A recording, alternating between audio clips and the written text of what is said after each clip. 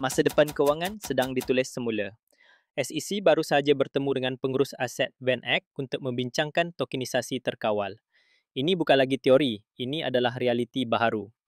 Pada 25 September, pasukan petugas kripto SEC dan VanEck membincangkan hala tuju untuk ETF yang ditokenkan, staking dan juga kewangan terdesentralisasi dalam rangka kerja yang dikawal selia. Perbincangan tertumpu pada cara mengintegrasikan teknologi blockchain ke dalam dana tradisional dengan selamat. Kenapa ini penting? Ini adalah langkah besar ke arah kejelasan peraturan yang akan membentuk masa depan pasaran. Tokenisasi boleh menjadikan pemindahan saham lebih pantas, mengurangkan kos operasi dan meningkatkan ketelusan untuk pelabur. Langkah seterusnya adalah untuk SEC menyediakan garis panduan yang jelas.